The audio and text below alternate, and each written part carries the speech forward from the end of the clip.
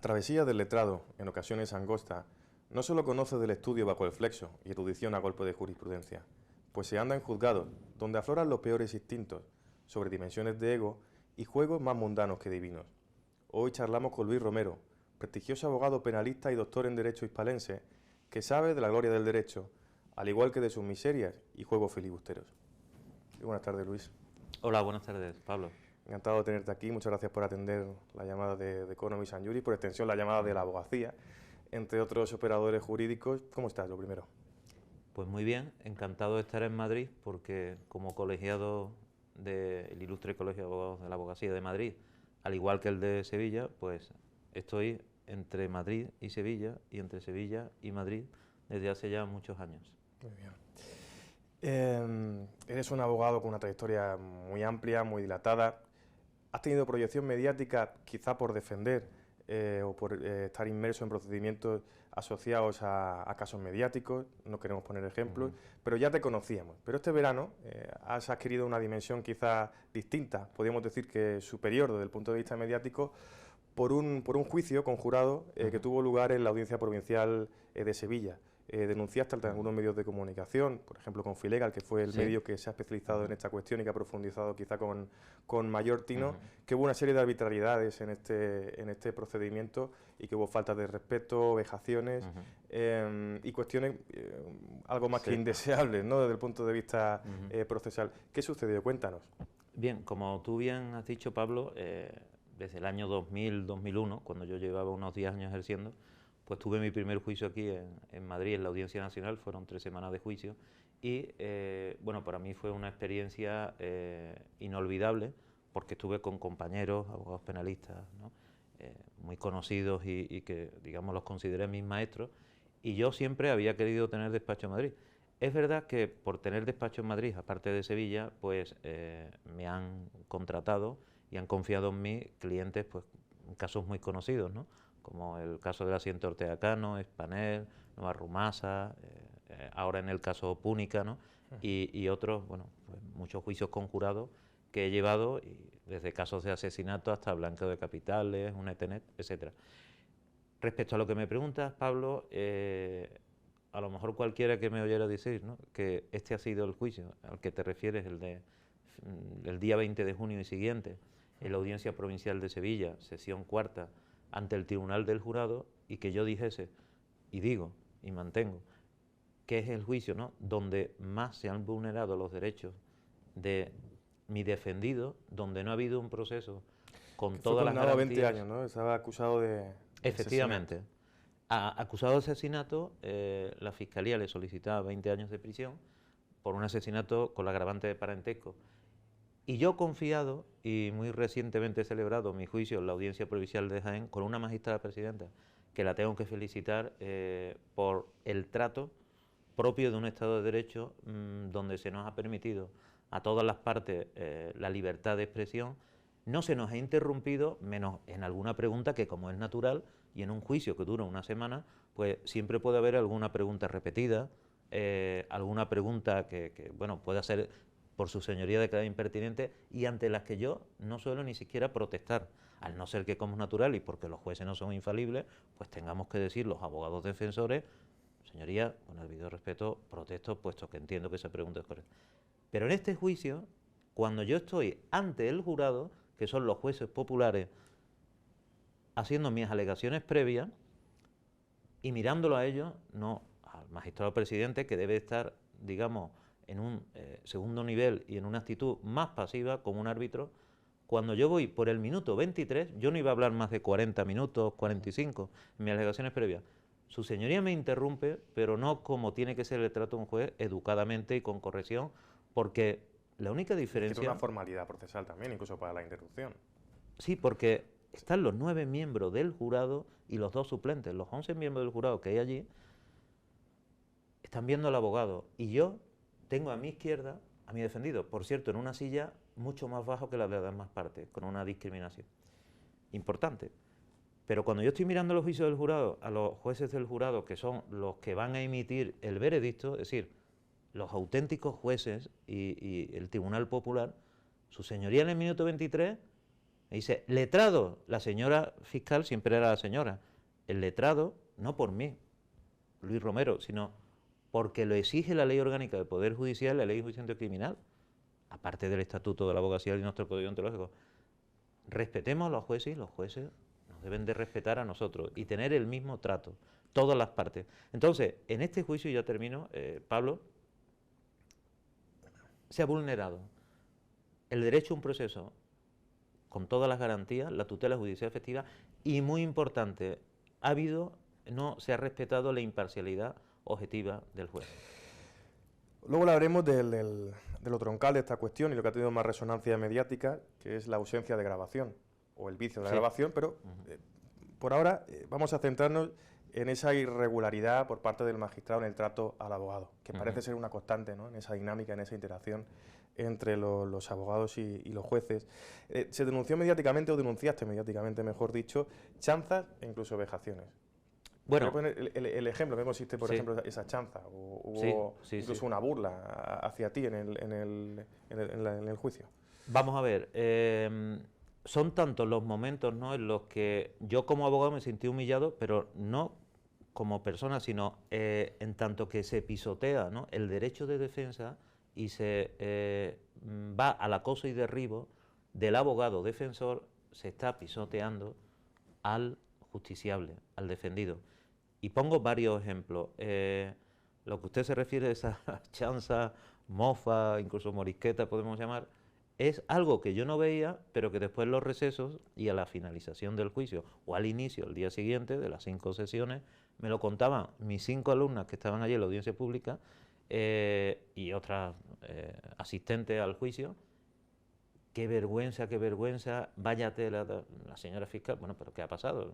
No, que es que cada vez que tú hacías una pregunta donde quizás te dieron una respuesta que no podía, quizás no fuera conveniente para la acusación, o a lo mejor en tus alegaciones previas o en otras intervenciones con el juez, interpelaciones, pues bueno, hacía signos de asentir, ¿no?, o de diferir con lo que yo podía decir los testigos, pero con risas, con movimientos, con aspavientos, todo esto ante el jurado. Si es verdad que lo podía compartir con sus 2 compañeras aspirantes a fiscal, que para mí su comportamiento fue totalmente respetuoso, no me parece bien que su señoría, porque eso se repitió todos los días del juicio y también por la gente judicial, que en este caso no frente al jurado, sino frente al público, tendría allí sus personas conocidas, pues su risa, su cara de circunstancias, cuando hablaba yo, no cuando hablaba la señora fiscal. Y el magistrado presidente es el encargado, de acuerdo con la Ley de Enjuiciamiento Criminal, de impedir los signos de tanto a favor como en contra de lo que se esté diciendo. No es serio celebrarse el juicio ante el tribunal del jurado. Este tipo de interacción, que puede incluso afectar las relaciones interpersonales, adquiere una dimensión distinta desde el punto de vista judicial, porque puede alterar en este caso la decisión de un tribunal del jurado. Esa es la cuestión. Esa es la cuestión, eso es lo realmente, o lo que podría ser grave en este asunto. ¿Usted cree, Luis, que alteró la decisión del jurado esa interacción, a su juicio irrespetuosa que tuvo el juez con usted? Bueno, pues se dieron todos los pasos para ello. Yo lo digo en mi recurso, de 70 páginas presentado a mi recurso de apelación ante el Tribunal Superior de Justicia de Andalucía, la Sala de lo Civil y Penal. Yo denuncio la contaminación por parte de su señoría del Tribunal del Jurado, es decir, por no mantener su imparcialidad objetiva, pero no una vez o dos, son decenas y decenas de veces en todo el juicio y todos los días. Ya lo he dicho antes, en el minuto 23 me interrumpió las alegaciones previas, pero no, ¿cómo podría ser? Señor letrado, vaya terminando o termine usted, cosa que no debe hacer. Yo tengo compañeros míos, compañeros, como por ejemplo el ilustre catedrático de Derecho Penal de la Universidad Complutense, don Javier Sánchez Vera, que en sus alegaciones previas duró 2 horas sin ninguna interrupción de su señoría y en las alegaciones finales 4 horas. Yo intervine 35 minutos en mis alegaciones iniciales y yo dije que fue cortado no una vez, sino 30 o 40 veces en las alegaciones previas, con lo cual, aparte de que puedes perder la concentración, yo intenté no perderla, intenté seguir en el mismo tono ante el jurado, pero vayamos a lo que tú decías, Pablo. El jurado está enfrente. ¿Qué respeto puede tener un abogado que el juez lo corrige 30 veces como si estuviera en el colegio, ¿no? Y no se supiera la lesión. ¿Y qué respeto puede tener un abogado que se le corta el micrófono cada vez que le dan uno inalámbrico, pero sin batería? Y el juez dice, cuando uno mueve el micrófono, que tiene usted complejo de cantante, letrado, o, por ejemplo, no se estará usted llevando las baterías, ¿no? Letrado, siempre letrado, la fiscal, señora fiscal. Bueno, decir que cuando termino yo mis alegaciones previas al jurado, señores del jurado, lo que ustedes han oído hasta ahora son solo fuegos artificiales. Pero vamos a ver, que usted no está presidiendo la sala como la sesión cuarta, es la sesión cuarta, pero en un juicio ante el tribunal del jurado. ¿A qué viene este cachondeo, vamos a decirlo así, como decía el alcalde de Jerez, ¿no? Señor Pacheco, ante un juicio con jurado, ante unos miembros del jurado que nunca han estado en un juicio como jueces y son personas legas? Está vulnerando y mancillando el derecho de defensa. Esa interacción o esa actitud posiblemente irrespetuosa que tuvo el magistrado con usted, como letrado en sala, es anecdótico en relación con la cuestión que ha tenido más resonancia mediática y que desde el punto de vista judicial nos debería preocupar más, que es la ausencia de la grabación. Efectivamente. En el juicio. Todo abogado penalista yo creo que se ha encontrado alguna vez en su carrera, sí, o ausencia de grabación o al menos vicios en sí, esa y algunas en esa veces, grabación. cuando todavía no era obligatorio, en el 2009, ¿no? De acuerdo al artículo 743 de la Ley de Enjuiciamiento Criminal, solamente se exceptuaban los casos en los que los sistemas de grabación pues, pudieran fallar. Entonces, en este juicio, y los quiero aclarar porque se ha hablado mucho, si yo sabía o no sabía como abogado defensor si no se iba a grabar el juicio. Yo no lo sabía. Yo casualmente en un receso, a mitad de la mañana de la segunda sesión, el día 21 de junio, mi santo, por cierto, que me lo felicitaron bien, ¿no? Allí en el tribunal, ¿no?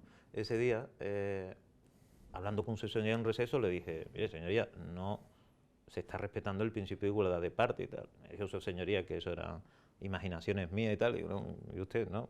Es que eso es así. Y digo, bueno, pues como se está grabando el juicio, y me dice su señoría, no, letrado, no se está grabando este juicio. Yo, ¿cómo? ¿Qué me está diciendo usted? No, es que creo que no funciona el sistema de grabación.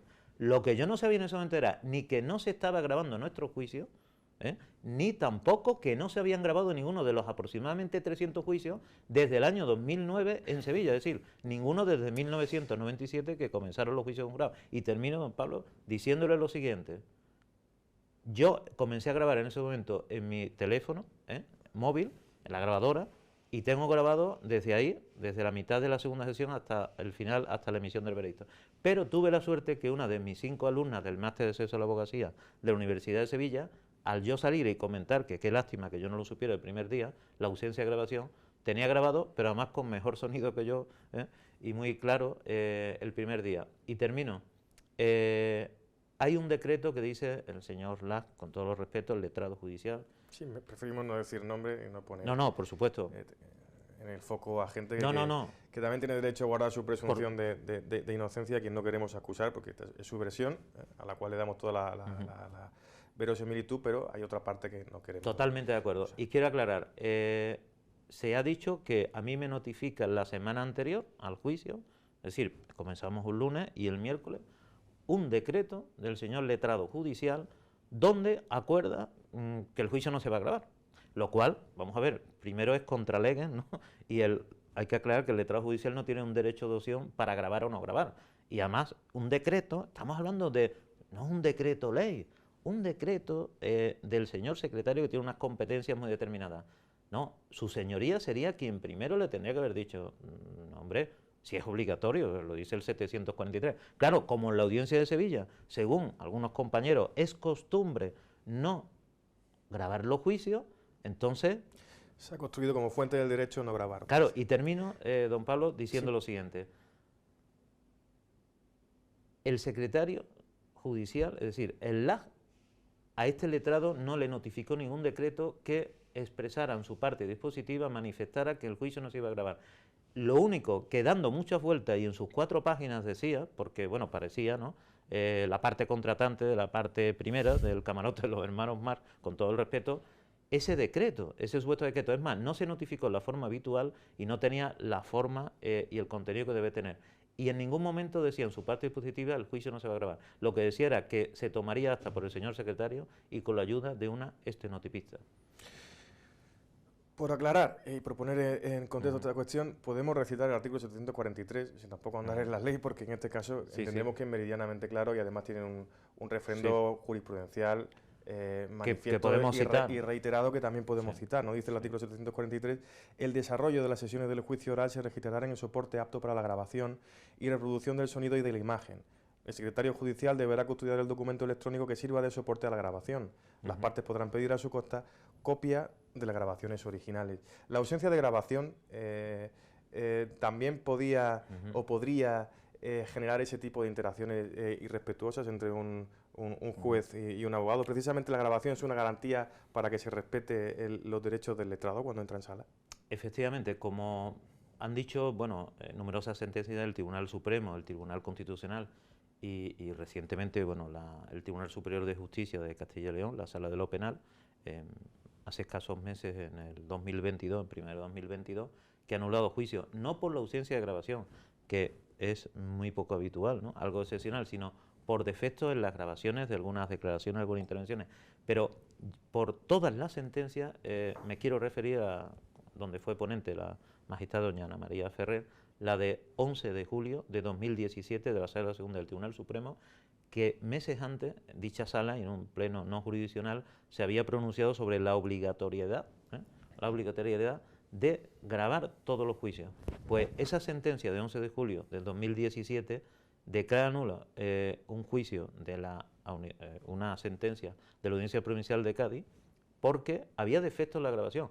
Y se refiere a que por el derecho de acceso a recursos, parte del derecho fundamental al derecho de defensa, el artículo 24 de la Constitución, difícilmente el Tribunal Superior, el órgano superior, podrá conocer y comprobar que las vulneraciones de las garantías procesales y otros incidentes que aleguen su recurso a un abogado defensor han tenido lugar si no pueden presenciar las imágenes y el sonido, oír el sonido del juicio.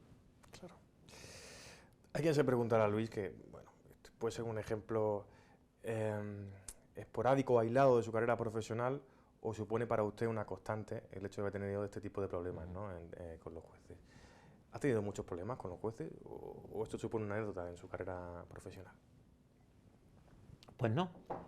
Y muchas veces parece que darle apariencia a un letrado, los pocos letrados, tengo que decir, que incluso por escrito y en medios tan prestigiosos como el suyo, Economía Juris, ¿no? Pues nos pronunciamos sobre esa falta de respeto y de consideración que deben de tener los magistrados hacia los abogados y los abogados hacia los magistrados y los jueces. Puede entenderse que estamos hablando de todos los jueces, de la mayoría. No, yo siempre lo he dicho y lo aclaro ahora. Solamente algunos jueces no faltan el respeto, la consideración, de forma habitual. Y yo, cuando algunos estudiantes, ¿no?, y que estaban en la audiencia pública, pues salían de la sesión y me decían, pero bueno, los juicios penales son siempre así, porque era su primer juicio. Yo le decía, aunque os creáis que porque este es mi último juicio, yo lo digo, este es el peor juicio que yo he tenido en cuanto al trato de un magistrado presidente a mí como abogado. Digo, yo habré podido tener lo que se llama juicios muy difíciles en cuanto a esa, vulneración, ¿no?, del derecho de defensa y sobre todo del trato también hacia el letrado, pues vamos a suponer 20, 30, yo he celebrado, no por destacar, pero bueno, lógicamente en 31 años, cientos y cientos de juicios, ¿no? Entonces, yo puedo decir, ¿cuáles han sido los 30 juicios peores en cuanto al trato del juez hacia mí como letrado, y no hacia mí, sino por extensión, lo más importante, hacia mi defendido? 20 o 30. ¿Cuál ha sido el peor? Este. Y no porque fueran 5 días en el acoso y derribo de su señoría hacia mi palabra, sino que fue desde el primer momento que yo empiezo las alegaciones previas hasta el último, cuando antes de las alegaciones finales, que es verdad que no se me interrumpieron, menos mal, en mis 50 minutos, hizo durante 15 o 20 minutos advertencia de todo tipo sobre cuidado que no os quiero cortar, cuidado que no os quiero interrumpir las alegaciones, que solamente se tienen ustedes que ceñir a los hechos, tal. Bueno, termino diciendo, y por eso denunciamos también nuestro recurso de apelación ante el TSJ, la vulneración, en este caso, del derecho al juez imparcial, a un proceso con todas las garantías, al derecho de defensa y, por supuesto, a la tutela judicial efectiva, cuando su señoría, contaminando al jurado, se dirige durante 55 minutos al mismo. Claro, todo esto yo lo puedo estar diciendo y hablando de minutaje incluso, de tiempo, porque lo tengo grabado, teléfono, y lo tengo transcrito y lo he aportado en mi recurso. No sé qué dirá el TSJ en cuanto a esas grabaciones del letrado o de la audiencia pública, ¿no?, de asistente al juicio, pero como no se grabó por quien se tenía que grabar, es decir, por la sala, siendo primer responsable el LAJ, en segundo lugar el magistrado presidente y también el Ministerio Fiscal, pues tendremos que contar con lo que tenemos. Como dirían ahora, este caso concreto mediatizado ha visibilizado no una minoría, sino que parece ser una mayoría en el seno de la abogacía, que es la ausencia de la grabación en los procedimientos. Una vez dibujadas las aristas de este problema, entendemos que asisten elementos como los colegios profesionales o instituciones que deberían proteger o que protegen al abogado. ¿Se ha sentido protegido por esa institución colegial, a la que usted forma parte, la que tenía competencias para visibilizar esta cuestión o paliarla o proponer soluciones ante este tipo de conflictos? Bueno, he recibido el apoyo de mi colegio, del Ilustre Colegio de Abogados de Sevilla, y de mi otro colegio, el ICAN, el Ilustre Colegio de la Abogacía de Madrid, incluso por el diputado Juan Gonzalo Ospina, por escrito, también de letrados tan ilustres, a la asociación que pertenezco de abogados por la protección del Estado de Derecho, que es APROED, en Madrid, don Antonio Agúndez. He recibido el apoyo del decano emérito de Málaga y además presidente de la World Jurist Association, don Francisco Javier Lara, y directamente, personalmente, me han manifestado su afecto muchos abogados. Pero quiero decir que no solamente en España, sino que por yo ser miembro también de la Unión Internacional de Abogados, he recibido el apoyo de la Asociación de Abogados Penalistas de Brasil y concretamente su presidente, el señor don Antonio Belarmino, desde Sao Paulo, porque se han solidarizado con esta denuncia que yo he hecho, que ya digo, no es solamente porque no se haya grabado mi juicio y yo haya pedido la nulidad del mismo, sino ninguno de los juicios se celebró ante el Tribunal del Jurado en la Audiencia Provincial de Sevilla, pero a la misma vez también por ese trato humillante de un magistrado presidente ante el Tribunal del Jurado, que son los jueces que van a emitir el veredicto, hacia el abogado defensor, que yo lo que hacía era realizar mi trabajo y a mí no me puede decir, vayamos terminando que usted se está repitiendo. Oiga, es que yo puedo hablar o media hora o 2 horas y usted lo que tiene que estar es, con perdón de la expresión, callado y dejar que los jueces populares oigan al abogado defensor, porque mi cliente no se está jugando 1 año de prisión, se está jugando 20 años de prisión. Por lo tanto, entendemos la pregunta que sí se ha sentido respaldado por las instituciones colegiales en este caso. Me he sentido respaldado por mi decano, don Óscar Cisneros, en el Ilustre Colegio de Abogados de Sevilla, como he dicho, también por el Ilustre Colegio de la Abogacía de Madrid. Y, bueno, pues, aunque ya ha salido en algún medio, lo digo aquí, ¿no? Hay una, en este caso, queja. Se va a presentar una queja ante el Consejo General del Poder Judicial y el promotor de la acción disciplinaria contra su señoría, que ya está casi terminado el escrito, por bueno, falta grave de respeto y consideración de un magistrado hacia el letrado y por el abuso de autoridad del mismo contra el letrado de la Administración de Justicia, ¿no?, por todas las irregularidades, y no solamente por la ausencia de grabación, sino porque el acta es confusa, incompleta, errónea, equivale procesalmente. La ausencia de acta incluso se puede denominar procesalmente y con todos los respetos de acta mendaz. Hablamos de conflictos entre jueces, abogados y jueces, problemas en sala. Hablamos de un ejemplo anecdótico o no anecdótico o representativo que se puede quedar en el terreno de la interpretación.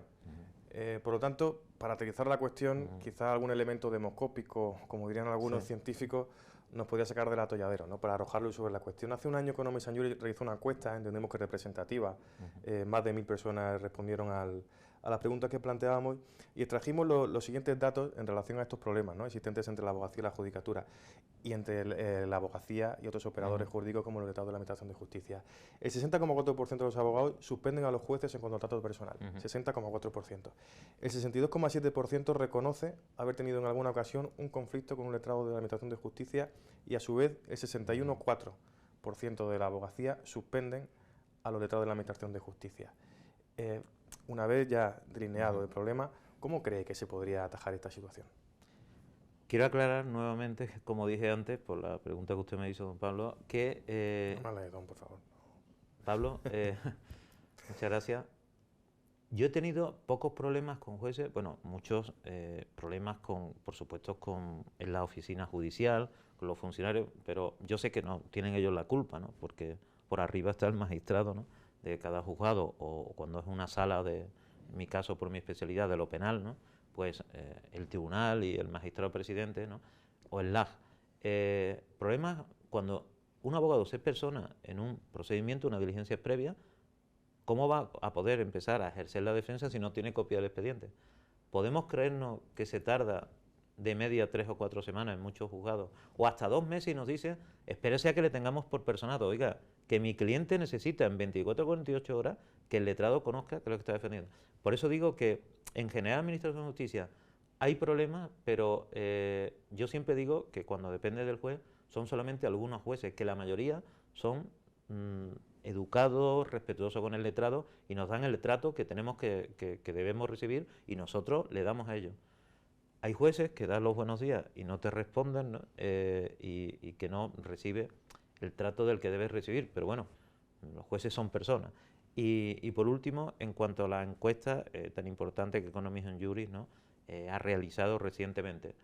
Efectivamente, solamente tienes que ir un día por los juzgados y preguntarle a los abogados. Todavía hay algunos que dicen que ellos nunca han tenido ningún problema, y son abogados que llevan ejerciendo muchísimos años. Yo, que me digan cuál es su fórmula, porque yo todos los abogados que conozco, o bien porque yo le cuento lo que ha sido mi experiencia, o porque ellos espontáneamente me lo dicen, verbalmente o por escrito, en los foros, en las redes, todo se refiere a los múltiples problemas. Y digo, hay jueces que se creen dioses, porque no nos considera iguales ni a los letrados, ni a los peritos, ni a los testigos, ni a los justiciables. Y yo he visto llorar, que eso es muy duro, a defendidos míos, incluso a testigos, porque van por primera vez al juicio, van nerviosos, y entonces no tienen culpa del estrés que pueda tener algún magistrado, ¿no? El magistrado tiene que ser una persona educada y que trate a los demás por igual, porque para eso está el derecho a la igualdad del artículo 14 de la Constitución española. Hablaba de dioses y por eso decía en mi entrada que los abogados en sala y más los penalistas tienen que ver realidades más presentes en el mundo de lo mundano que de lo divino, ¿no? Pero le preguntaba anteriormente, Luis, ¿Sí? Sobre soluciones concretas, una vez Sí. identificado el problema. Sí. ¿Cuál sería para usted una solución práctica a la que pudiera acudir un letrado para intentar solventar este tipo de cuestiones? Bueno, es muy importante el respaldo de la abogacía institucional. Como natural, el Consejo General de la Abogacía Española, doña Victoria Ortega, se ha pronunciado en muchas ocasiones, de palabra y por escrito, respecto a este derecho de los abogados, ¿no?, a ser tratados con el debido respeto y consideración.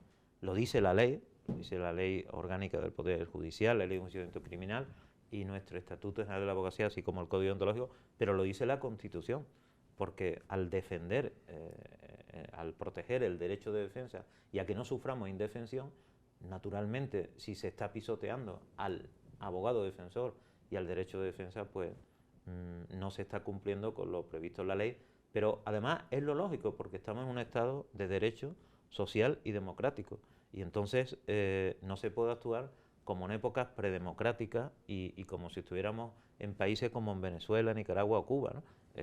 Se tiene que respetar.